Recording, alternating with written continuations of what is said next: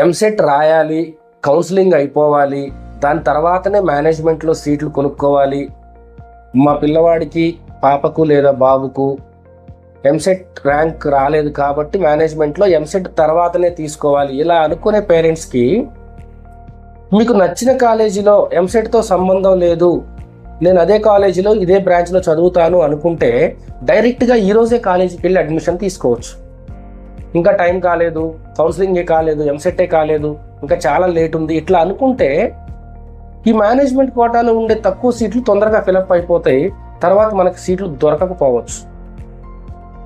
తెలుసుకోవాల్సింది ఏంటి అంటే, మీరు సెయింట్ మేరీస్ కాలేజ్కి ఫిక్స్ అయ్యారా? పాపని సెయింట్ మేరీస్లోనే చదివిద్దాము, ఆడపిల్లల కాలేజ్ ఫెసిలిటీస్ బాగున్నాయి అని అనుకుంటున్నారా? ఇమీడియట్గా ఈ రోజే కాల్ చేయండి, ఈ రోజే రండి, క్యాంపస్ చూడండి, మీ అడ్మిషన్ బుక్ చేసుకుని వెళ్ళండి.